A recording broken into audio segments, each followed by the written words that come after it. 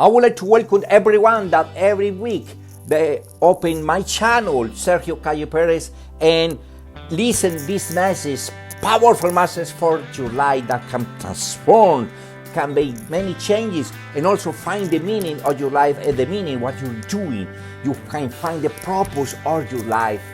This week I continue to invite you to open again, to enter my channel, Sergio Calle Perez, and experience the powerful message for your life, a reflection for life. But also to enter for first time, I welcome and I appreciate that you subscribe and you receive continually that message that also, that is kind of message that is a kind of different, because that message will give you some ideas how your life can be better, how you can be different, how you can be a meaning of everything that you're doing. This week, I want to appoint the message about who is my neighbor. And the Gospel of St. Luke, for those who believe in God, that follow Jesus Christ, we enter at a special moment because we discover how important our lives will be when we dedicate to serve others.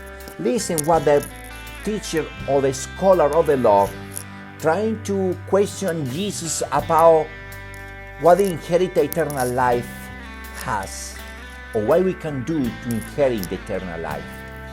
But Jesus answered this person with a question: what is writing in the law? How do you read it? And this scholar of the law said, you shall love the Lord your God with your heart, with your being, your strength, and your mind, and your neighbor as yourself. Jesus replied to him, you have answered correctly. Do this and you will live. Everyone we can surprise why Jesus questioned this person, what he answered that question. But this is sometimes a way to learn or to understand what other people is thinking about it, what is the intention of the other person. That is what Jesus applied to this person. So Jesus used both to reveal the truth about eternal matters, to describe what he looks like to love God and others, and to paint a picture of a person who truly follows him. Someone who was quite familiar with the scriptures, a man described as an expert on the law, asked Jesus a very direct question: what must I do to inherit eternal life? As I said before, Jesus responded with this question: what is right in the law, or who do you read? That affirmation, respect, an invitation to an open and honest discussion.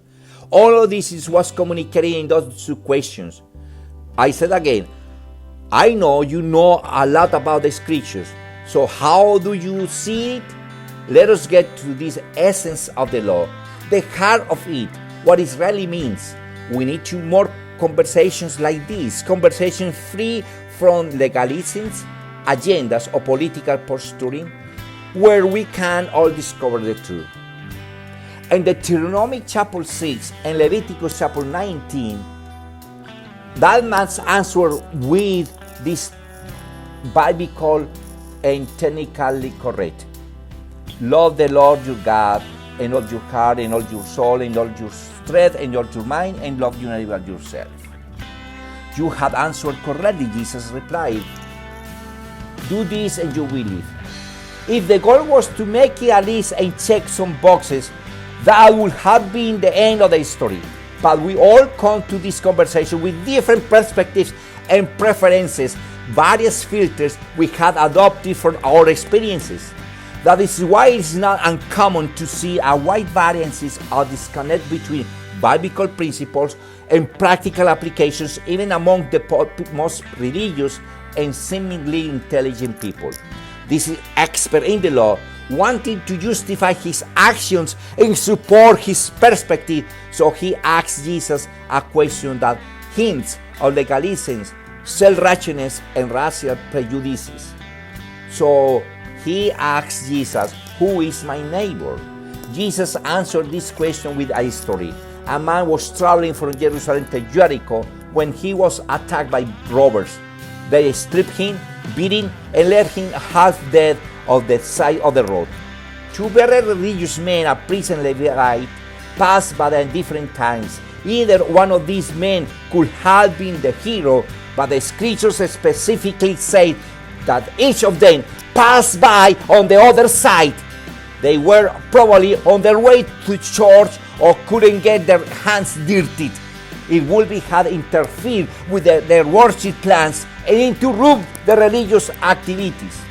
I wonder how many times we pass by on the other side. How many times do we look over the crowd without seeing the people? How many times do we not hear because we are too busy talking? How often does our passion for a cause deplete our compassion for people? Jesus made the hero of the history a Samaritan. Here's where it's important to understand the context of this parable. Samaritans were considered to be half-breeds, a less than race of people in the minds of the Jews.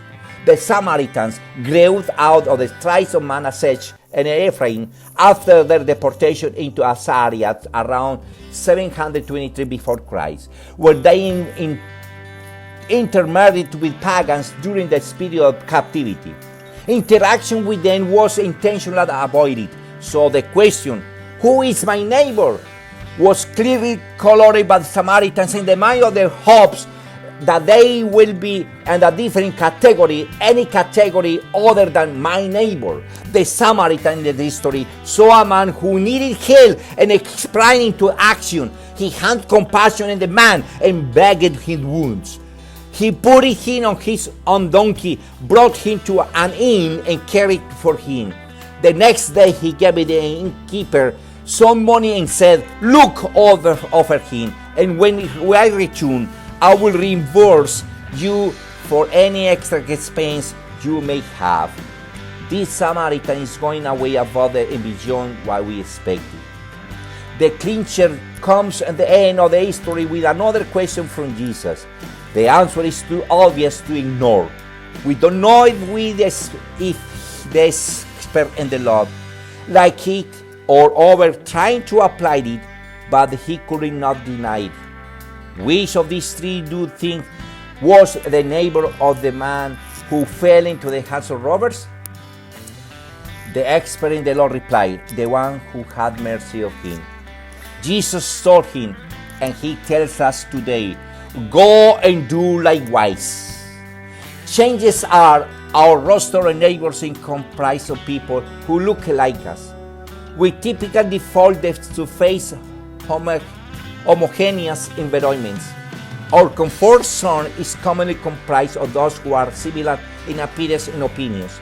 If we are not careful, our Christian communities can become an isolated subculture. We need to get out more. Jesus was described as a friend of sinners.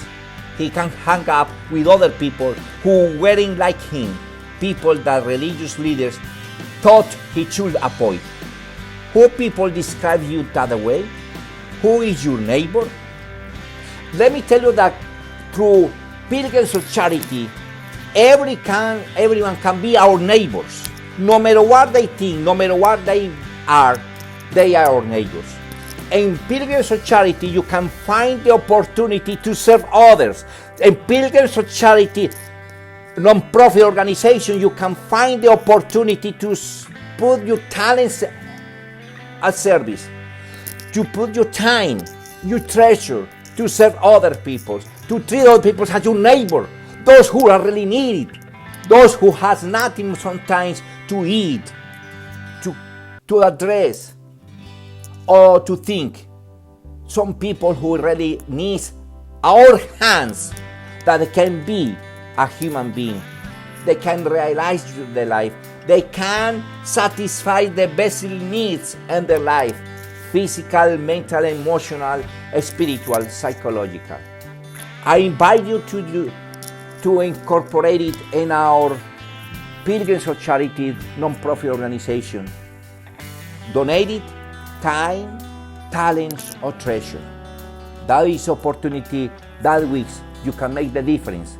You can find the meaning of your life, the purpose of your life, what you're doing with your time, what you're doing with your talents, what you're doing with your treasure.